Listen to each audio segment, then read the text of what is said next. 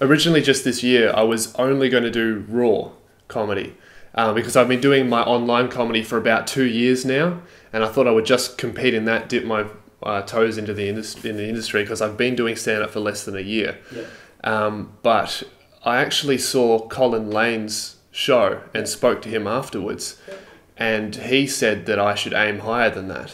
And he's one of my comedy inspirations. He's one of the reasons why I got into comedy. So I thought, well, I'll be a bit silly not to take his advice. And I feel like my fan base is really ready for me to do a show. But at the time, I felt that I wasn't ready to give them a show that they could really, that I would be proud of. But now I feel like I can, now that I've really started working really hard and doing gigs at least once or twice a week for this whole year. And now I feel pretty confident that I can bring a full hour. But you're saying that's not necessarily your angle. No. Although it's not my angle. I mean, I'm just doing things which tickle me. Yeah. I mean, that's what I'm doing, and maybe steering kind of away from the Jewishness. Although I'm so fucking Jewish, no matter how much I try not to be, and how much I try not live in Caulfield and not have Jewish friends, that it's kind of, I can't help it. I can't help it at all.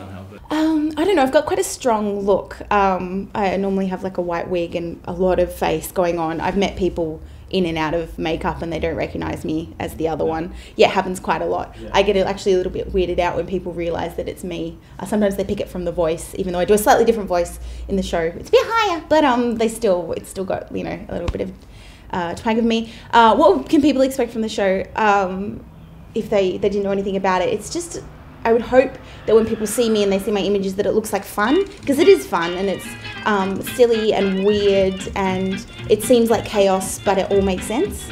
My online thing, I started in year 12 when I was 18, just mucking around in like a group project called Face Beef. My name's Lewis Spears and right now I'm on a Jetstar plane headed towards Sydney.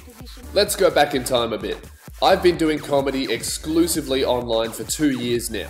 Most people know me as the guy that got arrested for protesting a boy band, and if you believe a current affair, I'm also Australia's worst cyberbully, whatever that means. And that was just pretty much taking the piss out of everyone. Like, whether you were a celebrity or a politician or just some person, we would just make fun of them. And at the time, it just seemed like a bit of fun to me. It was just what I always did, which was being a big smartass. And only a few months into it, I kind of clicked, hang on, this is comedy. This is what I've always wanted to do. Yeah. I really didn't like sketch before I got into law review. Yeah. I kind of thought of sketches as not being that funny. It's pretty good. It's pretty fun.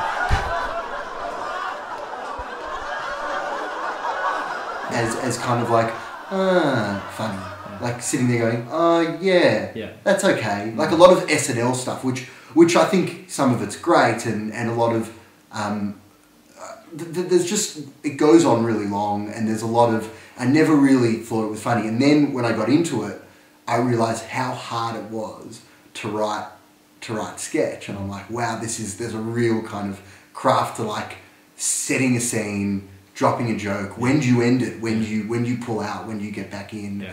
And then I really got quite into that whole thing of coming up with sketch. And then I also didn't really understand what sketch was as well. I got started doing burlesque probably about 6 or 7 years ago, just because someone started a troupe and I thought that looks great. And then I got drunk and brave enough to ask her to join. At a party, I was very tipsy. I was like, Mel, I'm going to join your troupe. And I'm going to learn how to hula hoop. And she went, sure, okay. But I remembered it and went to Toys R Us the next day and got a small kids hula hoop and taught myself off YouTube and kind of started with burlesque from there. I could never really take myself very seriously with burlesque just because I just can't do the sexy thing, which some people are so good at, but I just always kind of felt like I needed to do something funny, so I was always falling over. Also, I'm very naturally klutzy, so I would fall over a lot during routines, and if I kind of made it part of my character and made it comedy, then people would think it was part of the routine, and I've gotten away with a lot.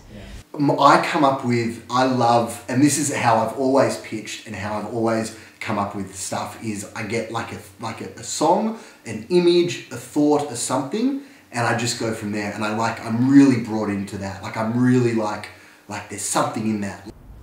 A little bit, yeah. There's a few things in it that are quite sketchy, but I guess not in the conventional sense of sketch, because the things that I do, I use a lot of people from the audience. Audience participation is a big thing of mine. For some reason, people aren't as scared to get up when I talk to them, which is nice. So I guess I am kind of creating a sketch on stage, but with people that don't know that's what they're doing. I have a lot of trouble when people ask me and they say, well, what do you do? It's just a lot of things, and if I say vaudeville, people don't really know what that is, and that's not exactly what it is either. Like, it's got a little bit of stand-up in it, it's got a bit of sketch, circus, clowning, just straight-up physical comedy. I sing in it, I play an instrument. It's basically all the things. If someone was like, what is your show? I would say all the things.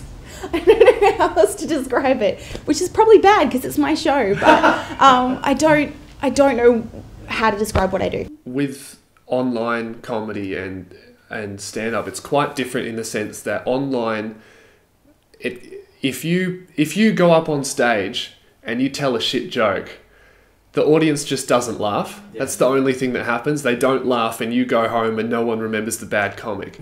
If you put a shit video online, people can leave comments, say that it's bad, and then if you delete it, that's you going, yep, okay, I admit that was a bad video. Yeah. You know, so then people who didn't like it can go, look at him. And fortunately, I've not really had like a video that's completely bombed, but it's always something that you have to be mindful of. Yeah. Whereas in stand-up, if I think something's funny and I'm not sure, I can just do it. And I'll figure out within 2 seconds whether it has potential or not. There's something that tickles me about something weird, and then just doing it. I guess some people might think a lot of my stuff doesn't really make sense. Right. But I think it makes sense. I guess it's absurd. Yeah, there's a scene in my show where I'm making out with myself. Yeah. For 20 minutes. Because it's funny after 15 minutes. You know?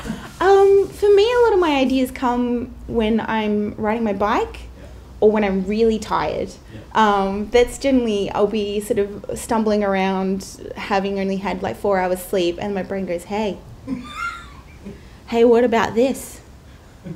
What about you dress as a banana and then marry some monkeys? Oh, okay, that sounds good. I'd say my online stuff now is quite satirical. A lot of it's quite stupid, but most of it is kind of based around that chaser style of making fun of anyone, regardless of who you are. You know, anyone can cop it. With comedy, I would really love to make my shows more than just comedy. So more than just a joke, another joke for like a whole hour. Like, I respect that comedy because it's great. I love comedians that can do that. But for me, I feel like my place in comedy is skits and costumes and recorded things and music, and like I want to make my show a proper show. And whether I have the money or the ability to do that this year, I'm not too sure yet.